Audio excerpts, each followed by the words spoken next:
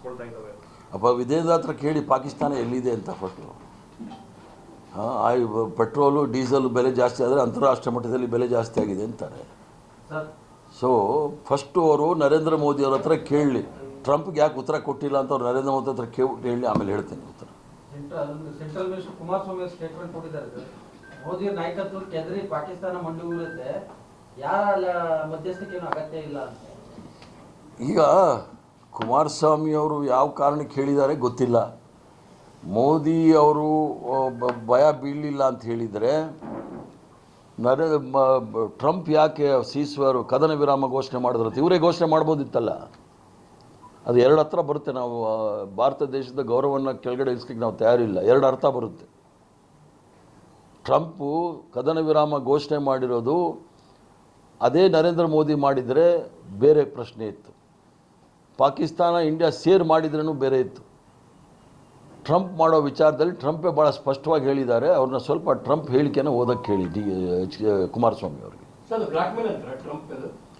Black ಮೇಲ್ ಅಲ್ಲ, ಅದು ಬೆದರಿಕೆ ಹಾಕಿದ್ದಾರೆ. ನೀವು ನಮ್ಮ ಜೊತೆ ವ್ಯಾಪಾರ ಮಾಡಲ್ಲ ಅಂದರೆ ನಿಮ್ಮನ್ನು ಮುಗಿಸ್ಬಿಡ್ತೀವಿ ಅನ್ನೋ ಥರ. ಯಾರೂ ಸಹ ಈ ಥರ ಒತ್ತಡ ನಮ್ಮ ಮೇಲೆ ಹಾಕಿರಲಿಲ್ಲ ಇಡೀ ಭಾರತ ದೇಶದ ಇತಿಹಾಸದಲ್ಲಿ.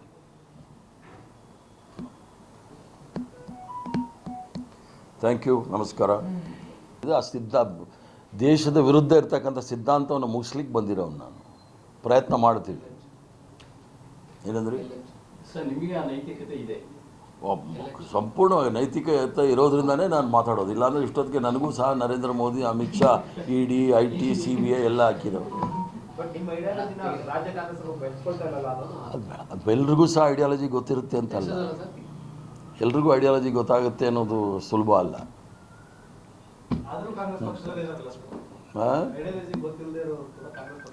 ಇರ್ತಾರೆ, ಹಲವಾರು ಕಾರಣಗಳಿಗಿರ್ತಾರೆ.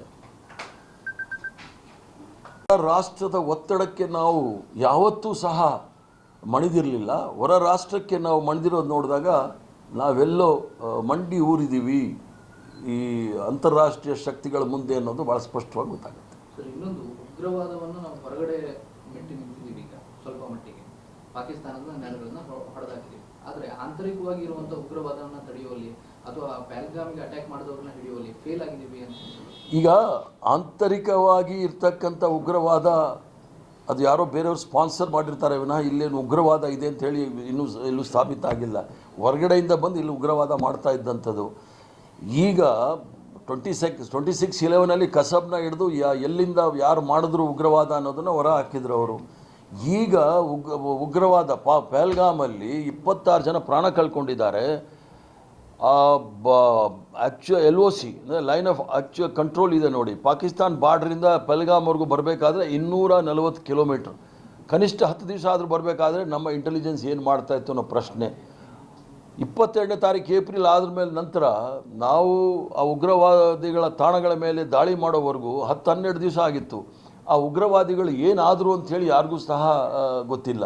ಆ ಉಗ್ರವಾದಿಗಳು ಪಹಲ್ಗಾಮಲ್ಲೇ ಇದ್ದಾರಾ, ಕಾಶ್ಮೀರಲ್ಲೇ ಇದ್ದಾರಾ, ಪಾಕಿಸ್ತಾನ್ಗೆ ಹೋಗಿದ್ದಾರಾ, ಇವೆಲ್ಲವೂ ಸಹ ಚರ್ಚೆ ಆಗಬೇಕಂದ್ರೆ ನಮ್ಮ ಇಬ್ಬರು ನಾಯಕರು ಸಹ, ನಮ್ಮೆಲ್ಲ ಅಚ್ಚುಮೆಚ್ಚಿನ ನಾಯಕರಾದ ರಾಹುಲ್ ಗಾಂಧಿಯವರು ಮತ್ತು ಆಲ್ ಇಂಡಿಯಾ ಕಾಂಗ್ರೆಸ್ ಕಮಿಟಿ ಅಧ್ಯಕ್ಷರಾದ ಮಲ್ಲಿಕಾರ್ಜುನ್ ಖರ್ಗೆ ಅವರು ತತ್ಕ್ಷಣವೇ ಪಾರ್ಲಿಮೆಂಟ್ನ ಸದನವನ್ನು ಕರೆದು ಅಲ್ಲಿ ಚರ್ಚೆ ಆಗಬೇಕು ಅಂತ ಹೇಳಿದ್ದಾರೆ. ಚರ್ಚೆ ಆದಾಗ ಮಾತ್ರ ಎಲ್ಲ ಸ್ಪಷ್ಟವಾಗಿ. ಹೆಚ್ಚಿನ ವಿಡಿಯೋಗಳಿಗೆ ಪ್ರತಿಧ್ವನಿ ಯೂಟ್ಯೂಬ್ ಚಾನೆಲ್ ಸಬ್ಸ್ಕ್ರೈಬ್ ಮಾಡಿ, ಬೆಲ್ ಐಕಾನ್ ಕ್ಲಿಕ್ ಮಾಡಿ.